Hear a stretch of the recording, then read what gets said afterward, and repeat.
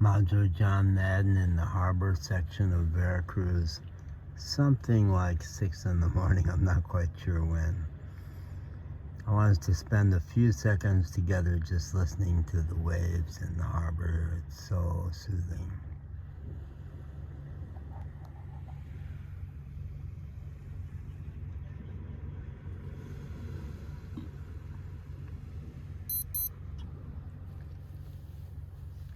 We're looking out at on the left side you see the corner of the Hotel Mari Tierra, the Alborada Restaurante.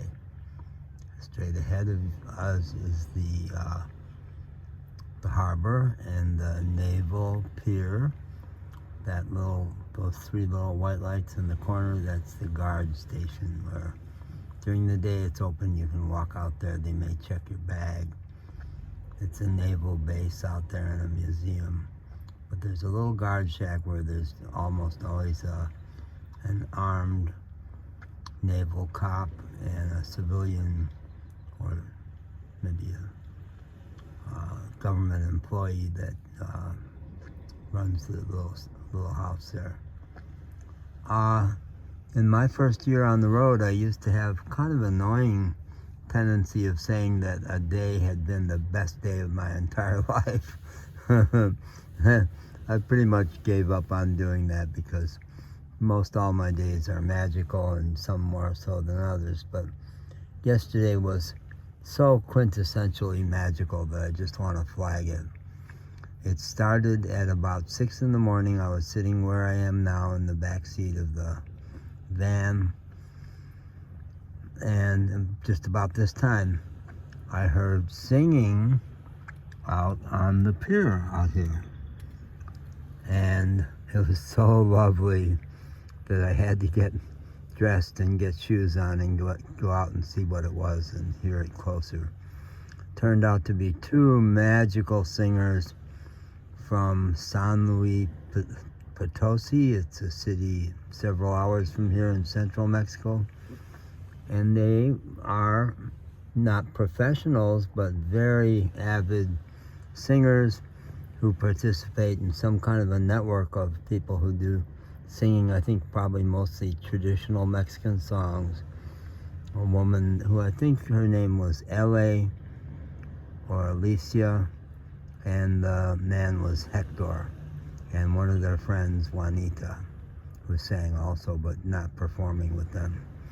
And they were down here to do music for 3 days, staying in the hotel over there with their friends, singing friends from Veracruz, and they were about to spend the whole day going to various public places in Veracruz and singing. And they were out on the pier singing a gorgeous song, greeting the sun. Buenos dias, Senor Sol. I have to get the link to that song because clearly it's a traditional song. And the woman had such a gorgeous voice, but the guy also had a great voice and was a terrific guitarist and performer. And I spent a magical half hour with them. They really embraced me, wanted to know about me, kept referencing my home, Chicago, in their songs. And at the end, they wanted to know what's an American song we can sing together. And I didn't know what was one they might like or know down here in Mexico. And they immediately launched into Cotton Fields Back Home. Oh, when those cotton balls get rotten, you can't pick very much cotton in them old cotton fields back home. So I joined in and we had a ball singing that, and then they went about their day. Well, that set up my day in such a magical way. I got 4 great videos of them. And finally the sun did come up, peaked up, and then immediately went behind the clouds. But the very last video, and none of them are up yet because I'm waiting to get their information to include in the videos. But that final video with the sun having emerged up above the clouds and so spectacular, and the morning sunlight on their faces as they were singing and playing, I think they'll love it too. So what a magical start to my day. And all that unfolded in the foreground, really, while in the background I was having an extraordinary text exchange with a young woman that I discovered from Tinder. She had matched with me and she sent me a hello. And we proceeded to have really strong dialogue, by far the most I've ever had with a woman from Tinder, who I've never met one from Tinder. We never got to the point of getting to meet face to face. It's more been a hobby where I think, well, I'm actually not going to ever meet a woman from Tinder, but it's a way I'm exploring what it is I'm looking for. And her name is Vane or Vanessa from Tihuatlan, which is about 3 hours from here, north. And what a lovely person. She had said what grabbed me, why I liked her profile. She's a very lovely person, not magazine looks, but really a beautiful face, 44. And she had said in her profile that she had reached a state of deep peace and that she was a free soul, Alma Libra. And that's the name of my daughter-in-law. She's Bosnian and has the name Alma. I think that name pops up in a lot of different languages because Bosnia is certainly not a romance language place. And my daughter-in-law is a very lovely person too. So we proceeded over the course of the day to have thousands of words of texts exchanged, and we broached the possibility of switching over. We did switch over to WhatsApp then, which is a really much better app for communicating. And Tinder recognizes that you're doing that, I guess because they see that you've shared a link to your WhatsApp, and they come up with a little section of warnings saying you're about to go private. Here are the cautions before you would do that. Not that they don't like you doing that, but they want you to be safe. And finally, what happened for me was we were letting each other know different parts about our lives, and I just dropped a little hint that gave her a clue that there had been some real heartache in my life. And then we had done so much intense sharing. I said, I'm taking a break. I need to go walk and check out a hotel. And as I did that, I felt really deep feelings of, you're about to open a Pandora's box, Jack. You had this big spiritual experience 4 years ago that healed 98% of your trauma, but you've known for the last 4 years that something eventually is going to bring out that last 2%, which in itself could be pretty frightening to someone, because I had more than the average bear's amount of trauma in my childhood and my adult life. So I was like, well, are you ready to do this? Is she ready to do this? And then we came back together in texting and started to get into it. And by the time I talked to her about my childhood sex abuse, she was so horrified. She said, oh my God, I had such a happy childhood. I'm so sorry. And people in Mexico do tend to have happy childhoods. The families are nowhere near as broken. There's nowhere near the same level of alcoholism and dysfunction and sexism and violence in Mexico. So I wasn't surprised to hear her say I had a happy childhood, because I pretty much expect that that's going to be the truth from most children in Mexico.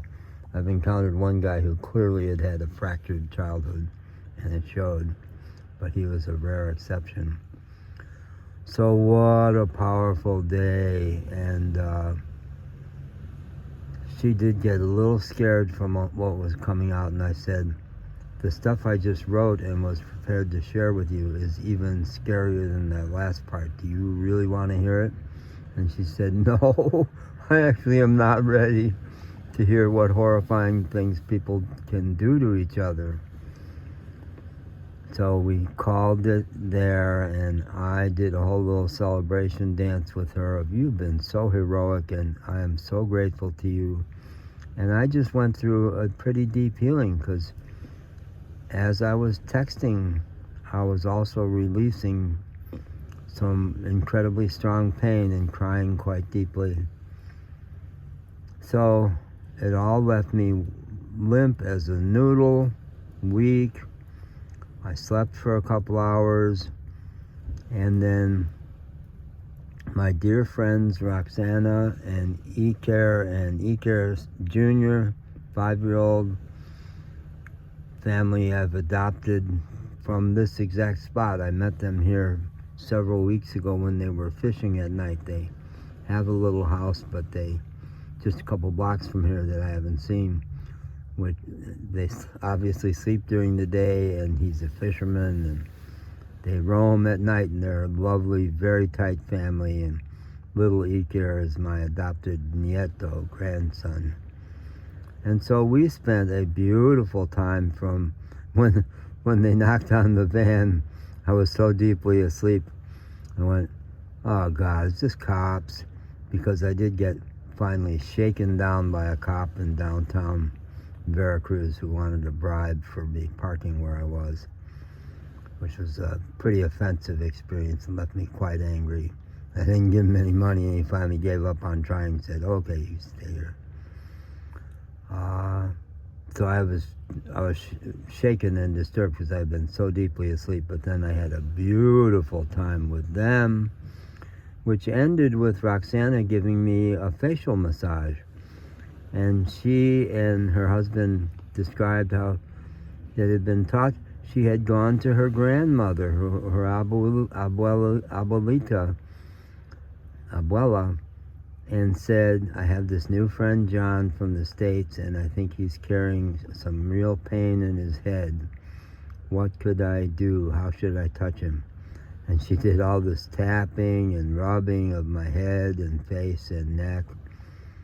And I surrendered to it so deeply and got so peaceful, and then was so calm and happy afterwards. And then went back and slept some more and just woke up a little while ago. So the day was February 7th of 2024. I want to really flag it in my calendar and in this video. A day of deep healing, gracias a Dios, and gracias a Veracruz, a very special, magical town. In 4 years of travel, 4 years now of travel, and 10 months in Mexico. There have been places in the U.S. I wanted to stay. The beautiful island, Isla Galveston, the island of Galveston, Texas, and before that, New Orleans, Louisiana, I fell totally in love with. But the first place in Mexico that I've really wanted to stay, my goal has always been to reach the Mayan Riviera, the town of Cozumel, big city of Cozumel, where I have a friend, an old girlfriend actually, is happily married now and doing wonderful things there. That's always been my target, but now I'm not sure it is, because it's way far away, a long distance out on the Yucatan Peninsula, and so not handy to anything. Whereas here I'm handy to everything. Mexico City, my dear friends in El Diamante, 2 hours north of here, and now Vane, I've proposed to her that come March, just a few weeks from now, I do a road trip up to El Diamante, and there's a very secluded beach there, which I adore. It's been my favorite place to swim ever. And then 90 minutes north of there to Tihuatlan, where Vane lives. So we'll see. That might happen. And then come back to Veracruz, because I have not bumped up against any limits in Veracruz. I'm extraordinarily happy here. Okay, bye.